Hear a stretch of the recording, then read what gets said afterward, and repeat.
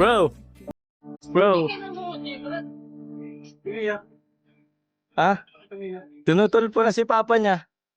Si Kuya Bal. Tinutulpo na ni Bensi. Oo, ngayon. Halika kuya, malitan ka.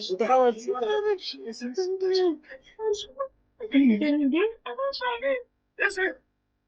Ay, sige ko na sa dami. Papa, sir.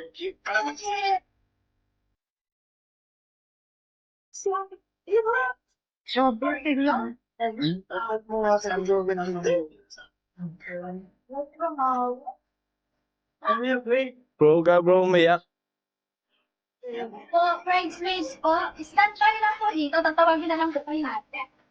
Kuya Norms, comfort mo, umiyak si Grace.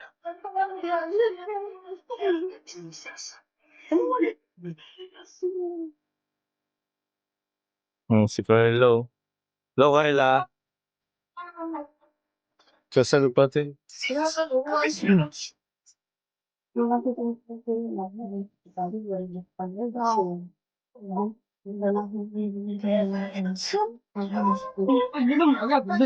Nagtugid ba si Kuya Bal doon?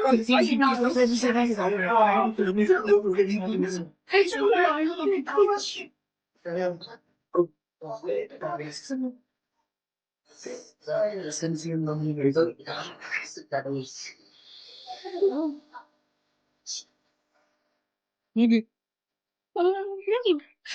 Tama na yan. Nag-asawa ka na? Dati. Kita po yan. Napaliwanan. Saan kita? Ayos na yan, bro. Siya nga po, umiyak po si Grace. Ano daw, balita? Pinuntahan ni Grace si Kuya Bal at baka daw ma-high blood dun. Nagpapaliwanag ba sa Rapitol po, Kuya? Close niya kasi si Biancy. Sa best friend, nagbabarkada kami nun eh. Kaya medyo masakit kay Grace, naiipit siya. Naiipit siya sa gitna. Best friend niya, tapos si father niya pa, si Kuya Bal. Sakit niya sa damdamin. Pati si Ate Jack nag-iiyak rin.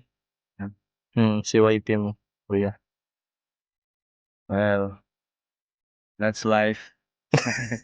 Yan talaga ang buhay. Yan ang totoong buhay. Ano talaga? May reklamo sila eh. So, kailangan talaga harapin. Wala tayong karapatan nilang magreklamo.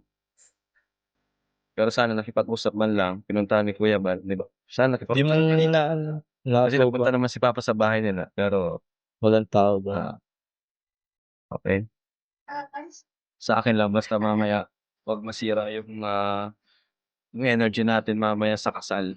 Kalimutan natin yun. Kasal to ni tatay, kapatid ko. Ayoko na masira yung kasal niya ng ganito. So, mamaya, kalimutan mo na.